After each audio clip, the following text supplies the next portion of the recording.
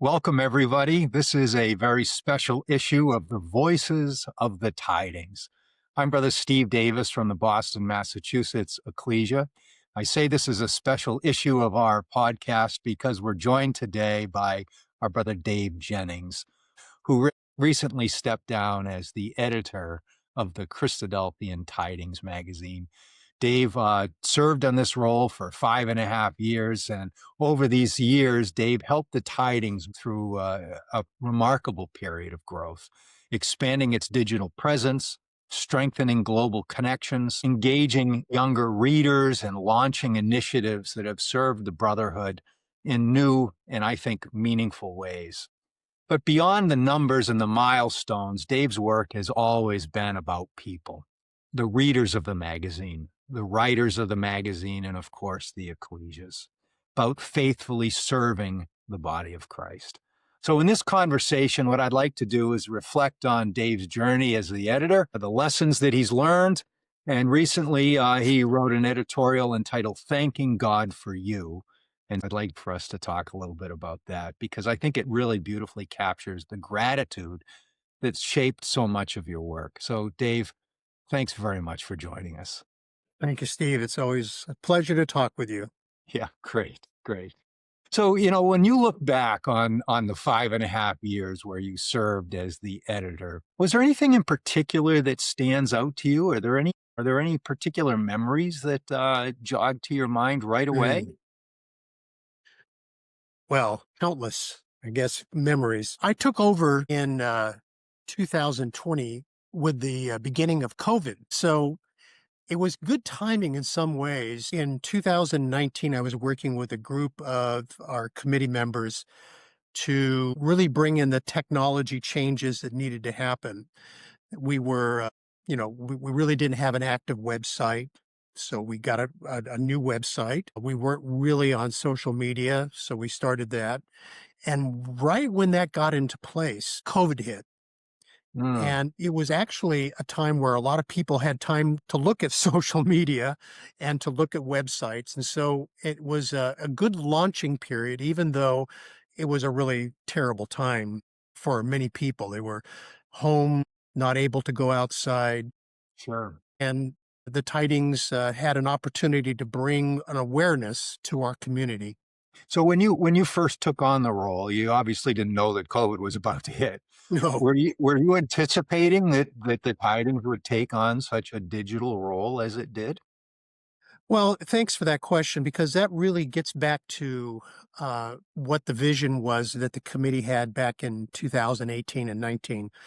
We had a almost exclusively hard copy magazine, and the number of people who were taking that hard copy it was incrementally dropping.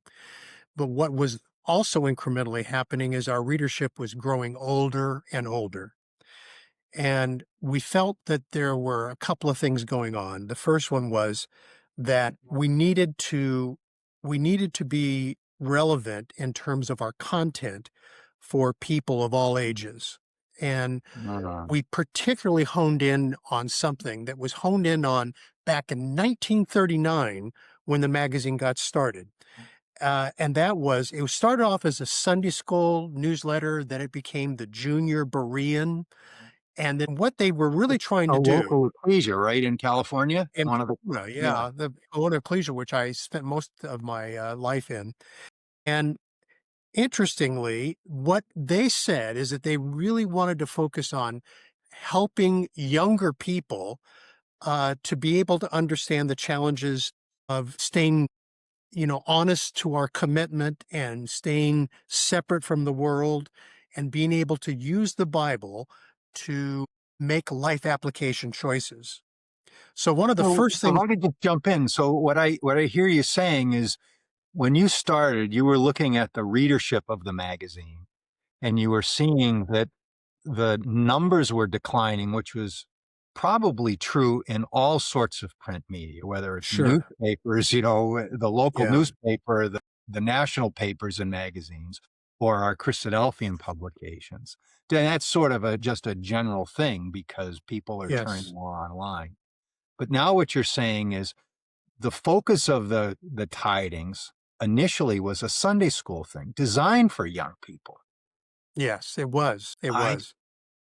And Okay, wasn't and so until now you're saying that when you come on, you're recognizing that the readership is getting older, and you're wanting to reach back to sort of the core group of readers that the magazine was initially designed for? Well, yes, but that was really important for us, and you didn't get there with a hard copy magazine as Mm, the only way that you go out. mm, But you also don't get there without having an emphasis in the content about real issues that people are facing. What we're it's not like we wanted to neglect our older readers.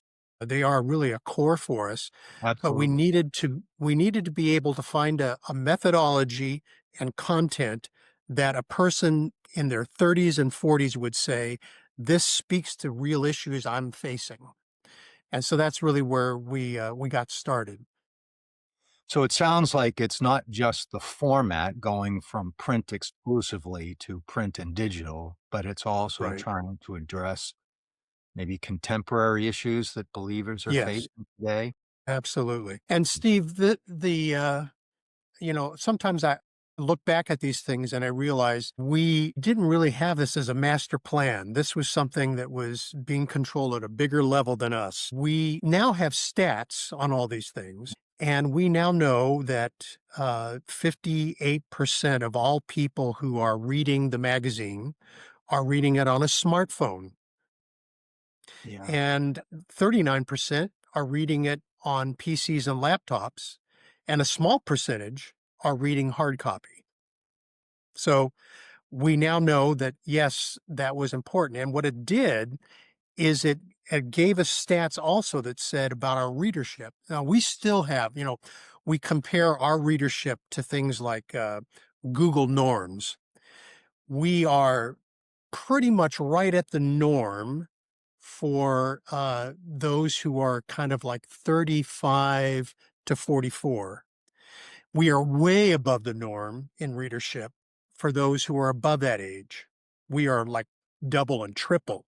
So we have a lot of older readers who are reading our magazine online. Where we have opportunity is that group that's below 34. We still have opportunity there. We haven't really reached them with the media that we've sent out at this point. Mm, So that's an opportunity yet ahead. good. Well, that's exciting. So when you took on your role as editor, a lot of these changes sort of came, as you say, not by master plan, but by maybe the master who was planning for Yeah, us. yeah, Another absolutely. way to say it, maybe. But was there something in mind, though, that you had? Did you have anything in mind as to what the magazine could become? It developed over time. So one of the first things when you go online, when you start putting your material into digital form, it immediately goes from being a localized, controlled distribution to worldwide immediately. So, what ended up happening is we started watching and tracking who was reading the magazine. And very rapidly, it moved from almost 100%, well, maybe 95% readership being North America, to progressively about half of our readership being from North America. So, in other Mm, words, we started seeing countries around the world that were reading the tidings, and that was for us a real wake up call because what we wanted to do is stay focused on North America, but have relevance for readers around the world.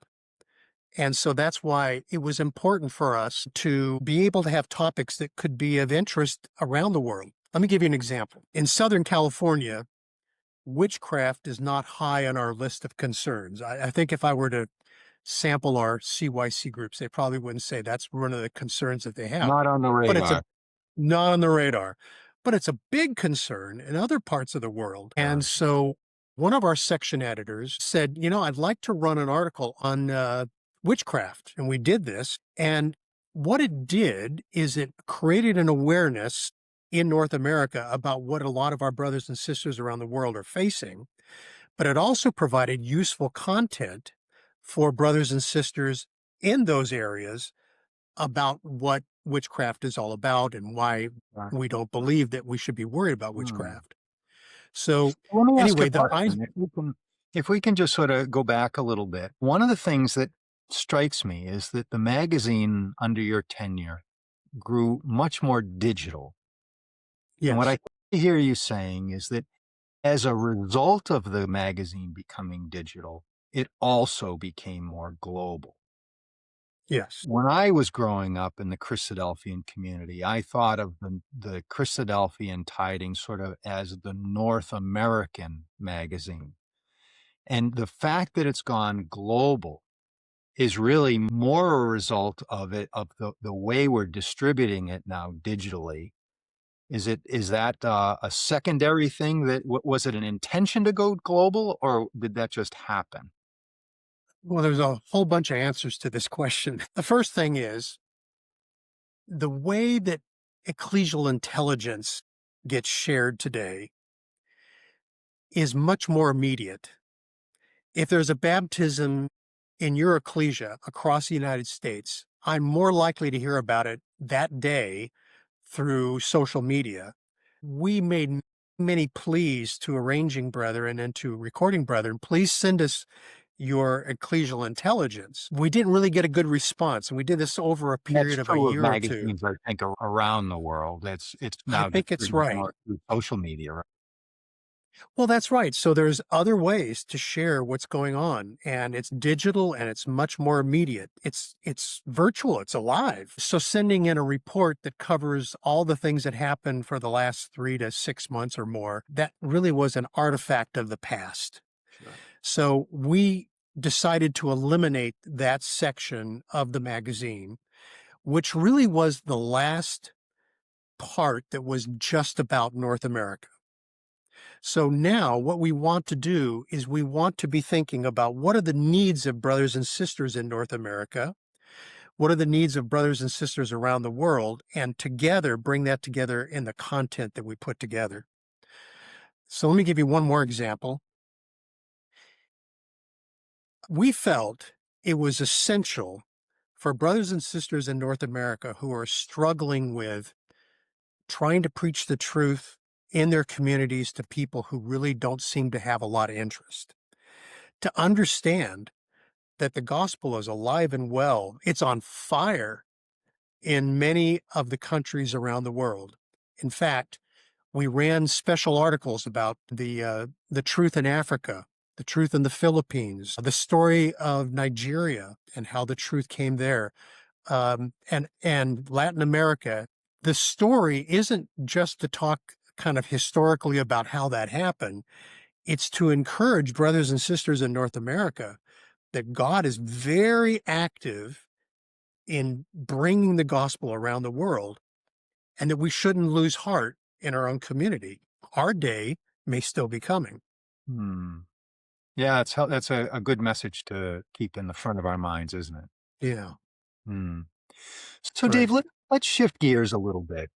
You've worked very closely with a lot of members in our community who wrote for the magazine or otherwise, supported the magazine.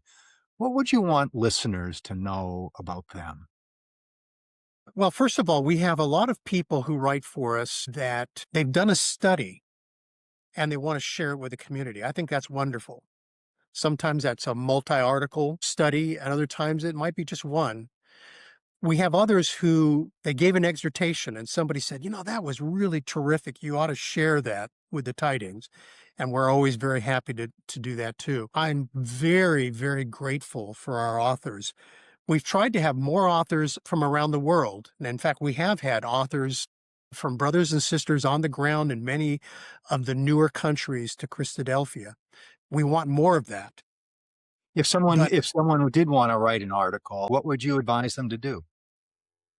for an article, they can either submit it through the internet. There is a place to submit an article, or they can simply email Brother Jason Hensley, the new editor, at editor@tidings.org. Mhm. They can submit articles. I only suggest to them brevity is always appreciated, but Uh, I am so appreciative of how many people have submitted articles to us, sometimes by our request and sometimes just voluntarily. Hmm. Yeah, it's great. It's great.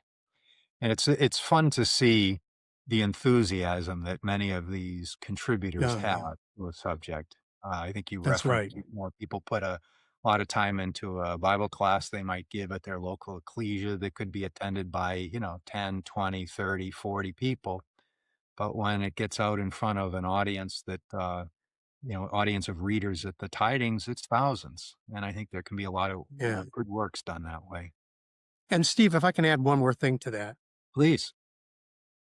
I feel this is not uncommon from Bible schools or listening to podcasts or recordings. What we have in our modern day is the ability to take the learning of brothers and sisters who have been struggling with issues or passages for sometimes decades and have finally come to the point where they've leached out enough and distilled out enough that they finally have the wisdom of it. And they hand that over to us. And we get to listen to that and be inspired. Just yesterday, I listened to a podcast when I was taking a walk that was done by Brother Norris, and he was talking about the book of Brother Revelation, Alfred Norris. Alfred Norris. Long having already fallen asleep. Yes. Yeah. And I'm listening to his podcast, and I'm so inspired listening to it as he talks about the book of Revelation. It was so inspiring, and I realized what I was doing is I was hearing decades of this very wise brother talking about the book of Revelation. What an absolute gift that is. And the tidings, to a maybe lesser degree in some cases, provides that same experience. You can greatly accelerate your insight into the Bible by the benefit of what brothers and sisters are writing. Yeah. Those that are alive today and contributing, and as you just alluded to, those who have fallen asleep and we can Right. benefit from their lives of work. Though he be That's dead, he right. may yet speaketh. That's Yeah. right. That's right. Yeah.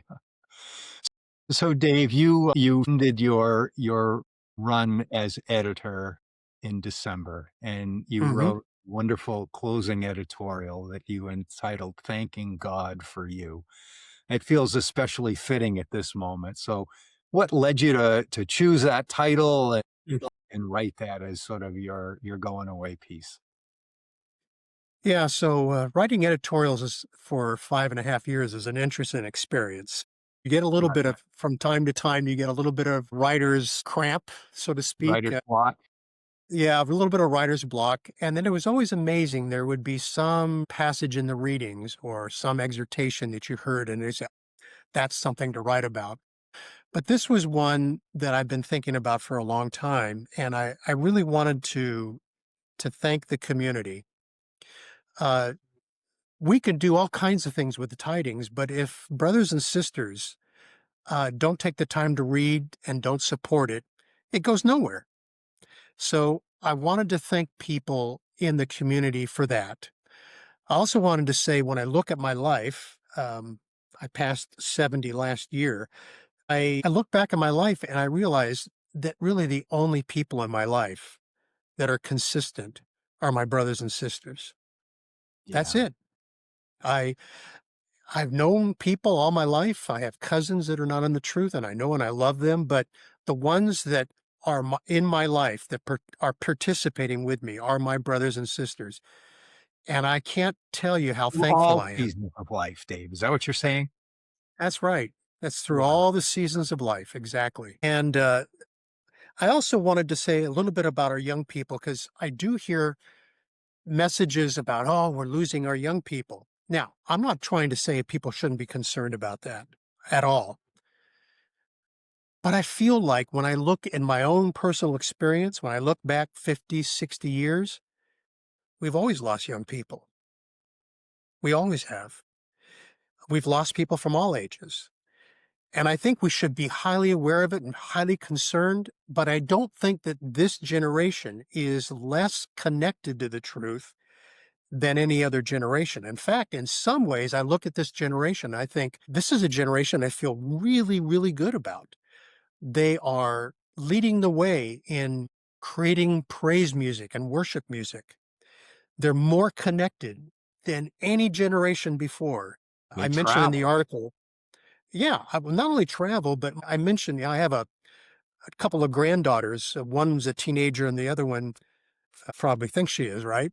So both of them are connected with Christadelphian friends from all over the world, and they talk to them multiple times every day. No, wonderful. That's an experience you and I, Steve, we didn't have that experience growing up, right? Yeah. And so I feel like there is such a good reason for optimism about the young people today in our community. We should be putting that up and saying, this is a group that we really want to invest in because they're going to be the ones that are going to, we believe, face into the trials of the very last days. So, we are very grateful for this younger generation, aren't we? Yeah. And, when you think about gratitude, your article was really a lot about gratitude, and you reflected, I think, on Paul's habit of showing gratitude Mm. and giving thanks to the people that he wrote to, even imperfect ecclesias as they were, I guess, as Yeah. we were, right? How did Paul's attitude influence your editorial, and how might it influence our lives, do you think? Yeah. So that was part of a greeting that he did every time he wrote a letter. I give thanks to you always. I remember you in my prayers. And he thought when he writes to these ecclesias, it's almost always accentuating the positive. It's always edifying, you know, Building up. Mm, building up. That's a great way to think about our community. Like you said, Steve, it's not like everything's great all the time. It's not like we don't have issues and problems. But if my default is to think about the wonderful positives about our community, to thank God for a brother that maybe I'm having a difficult time with, to thank God whenever there's a conflict between ecclesias. Have that mind frame which says, thank you, Lord, for providing that person, that ecclesia, this community that I can be part of.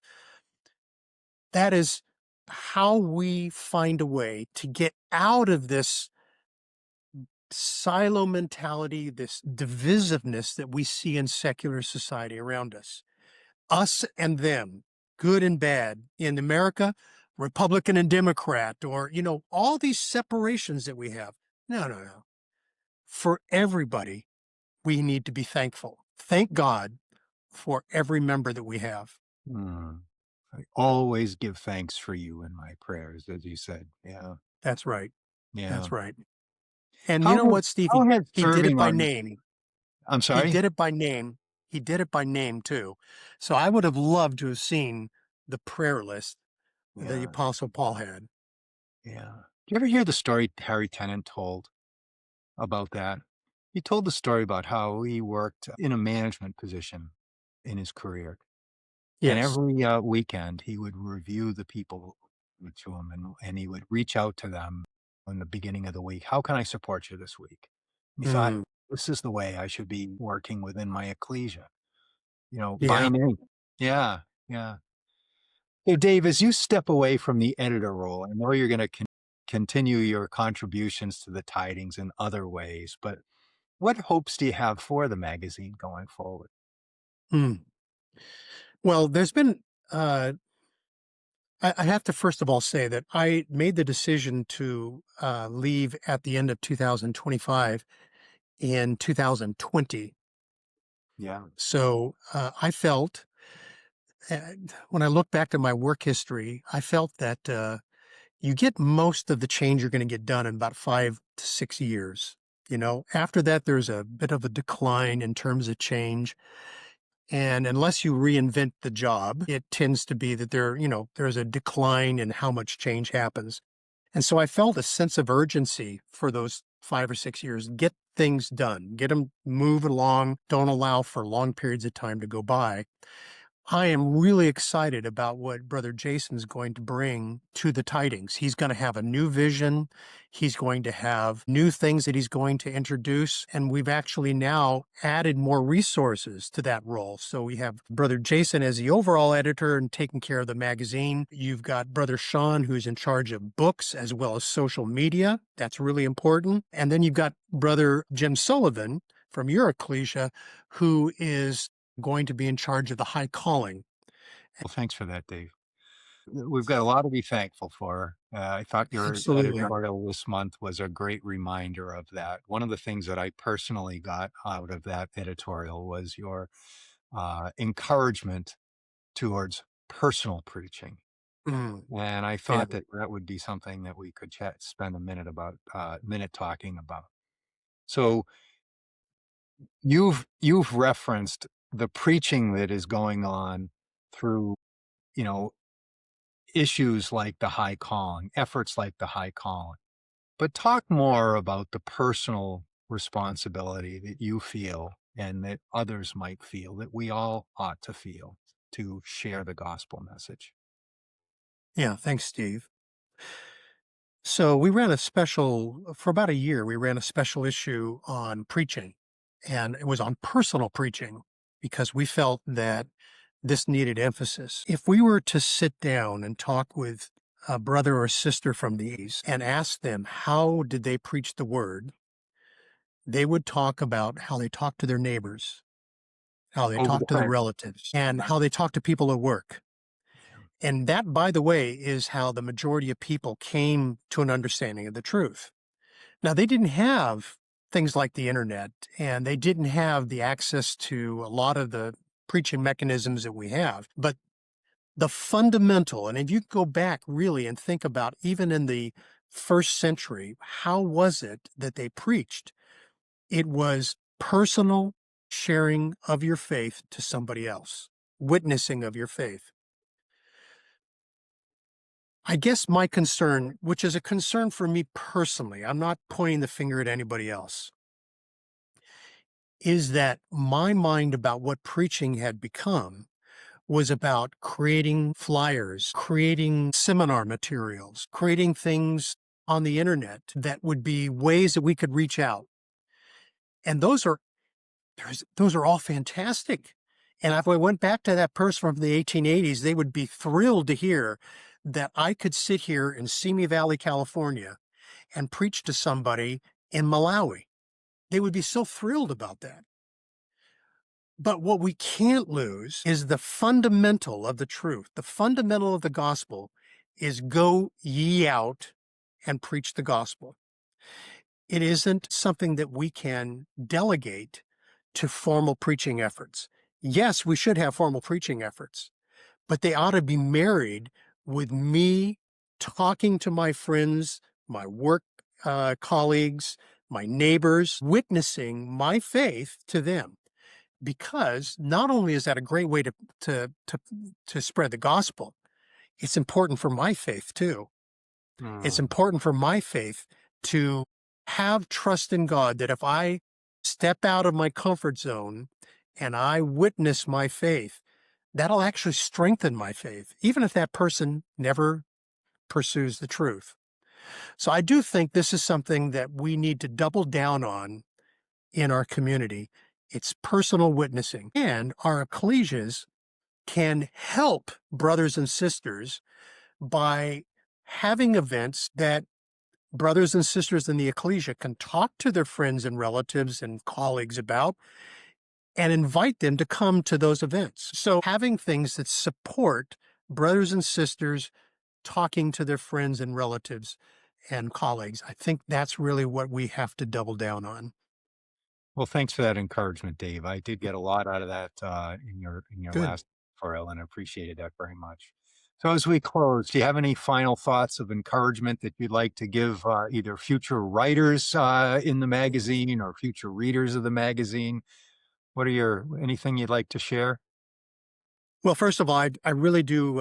I want to thank I just want to think, I want to encourage people to think about when they have a thought in their mind that they've come to, when God's blessed them by giving them something that they've been able to discern, share it with others. Now, share it person to person, but feel free to share it with the tidings if you would like to have it shared more broadly. We can take your awareness on something, not only share it here in North America, it can be shared literally with tens of thousands of people around the world. Brother Dave, thanks for all the work that you've put in over the last 5.5 Thanks. years. It's It's been been a my privilege. well, we can tell, you have a passion for it. You certainly have an energy for it. It's contagious, and we're really grateful for your love and care. So thanks again, and we'll hopefully have more conversations in the future. Very good. Nice talking Okay. with you, Steve. Thanks, God bless. everybody. Yep.